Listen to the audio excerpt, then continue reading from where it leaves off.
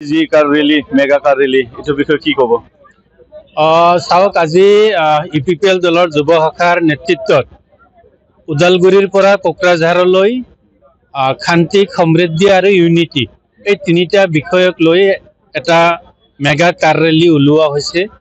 ইয়াৰ অৰ্থটো হৈছে যে আপোনালোকে দেখিবলৈ পাইছে যে বিগত যিখন চৰকাৰ আছিল মাননীয় প্ৰমোদ বড়ো ডাঙৰীয়াৰ নেতৃত্বত বিটিআৰ চৰকাৰখনে বিটিচিত বসবাস কৰা 26টা জাতি জনগোষ্ঠীৰ মাজত এক ঐক্য গঠন কৰাত সমৰ্থ হৈছিল। কিন্তু আমি দেখিবলৈ পাইছো বিটিচিত যিখন নতুনকৈ আকৌ চৰকাৰ হল হাগ্ৰামা মহিলাৰী ডাঙৰীয়াৰ নেতৃত্বত এই চৰকাৰখন গঠন কৰাৰ পিছতেই বিটিচি অঞ্চলত এক অপশক্তিয়ে গা কৰি উঠিছে। আমি দেখিছো যে প্ৰতিদিনেই একোটা অপ্ৰীতিকৰ ঘটনা বিটিচি অঞ্চলত ঘটিবলৈ আৰম্ভ কৰিছে। আপোনালোকে জানে যে এছটি বিষয়টো লৈ বিটিচি ছেক্ৰেটাৰিয়েটত বড়ো ভাই ভনীসকলে ছাত্ৰ ছাত্ৰীসকলে আন্দোলন কৰিলে। হাগ্ৰামা ডাঙৰীয়াই বড়ো সমাজৰ মনত আঘাত দিয়া যিটো এছটি বিষয়, এই বিষয়টো লৈ তেওঁ ধেমালি কৰিলে। দ্বিতীয় কথাটো হৈছে আপোনালোকে জানে যে কিছুদিন আগত কোকৰাঝাৰ মাজমজিয়াত বিটিচিৰ ৰাজধানী যিটো মছজিদ, সেই মছজিদত দুৰ্বৃত্তৰ দ্বাৰা আক্ৰমণ কৰা হল, ভাঙা চিঙা কৰা হল। কোকৰাঝাৰ টাউনৰ মাজমজিয়াত মুছলমান ব্যক্তিসকলক অত্যাচাৰ কৰা হল, মাৰধৰ কৰা হল। তাৰ পিছতে কাৰিগাঁৱত বড়ো আদিবাসীৰ মাজত সংঘাত হল, ঘৰ বাৰী জ্বলিল, মানুহ শিবিৰত থাকিবলগীয়া হল। আৰু তেনেকুৱা ঘটনা প্ৰত্যেক দিনে বিটিচি অঞ্চলত সংঘটিত হৈছে। গতিকে আমি বিটিচিত বসবাস কৰা 26টা জাতি জনগোষ্ঠীৰ লোকক আমি এইটো বুজাব বিচাৰিছো যে আপোনালোকে ভয় খাব নালাগে। বিটিচিত শান্তি প্ৰতিষ্ঠা কৰা দল ইপিপিএল দল আপোনালোকৰ লগত আছে। আৰু আমি এই কাৰ ৰেলীৰ জৰিয়তে এই 26টা জাতি জনগোষ্ঠীৰ মাজত যাতে ভাতৃত্বভাৱ, এনাজৰী, সমৃদ্ধি হয় তাৰ কাৰণে আমি কাৰ ৰেলীটো ওলাইছো। প্ৰমোদ বড়ো ডাঙৰীয়া আৰু হাগ্ৰামা মহিলা ডাঙৰীয়া যিহেতু আপোনালোকৰ মাইনৰিটি হিচাপে ৰাজনীতি কেনেকে চলি আছে বুলি ভাবে? হাগ্ৰামা মহিলাৰী ডাঙৰীয়াই মুছলমান সমাজক বুৰ্বক বুলি ভাবে। আচলতে তেওঁ টুপি, পাইজামা, পাঞ্জাবী পিন্ধি ইফতাৰ কৰিব যায়, ঈদগাহত নামাজ পঢ়িব যায়।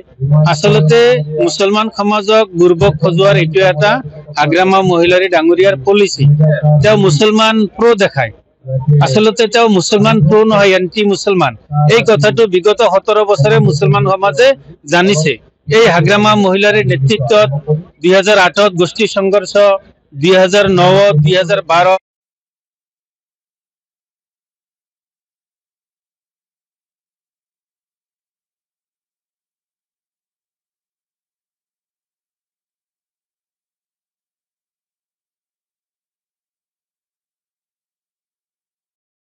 আচলতে মুছলমান সমাজৰ এইটো দোষ নহয়।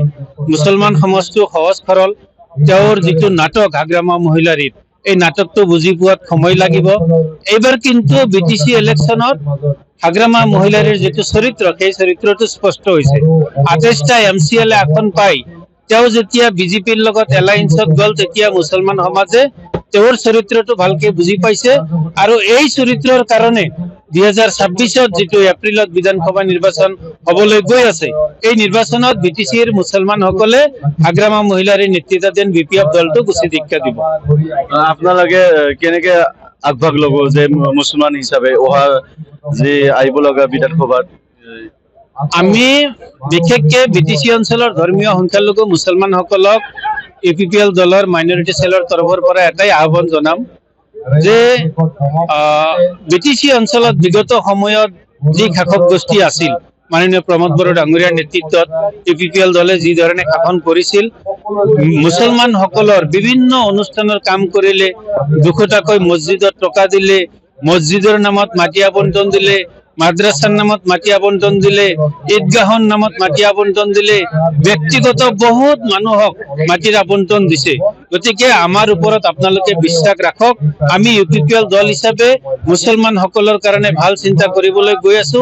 আৰু আমাৰ যেতিয়া চৰকাৰ গঠন হ'ব, আমি মুছলমানৰ সৰ্বাংগীন উন্নতিৰ কাৰণে কাম কৰি যাম। ধন্যবাদ।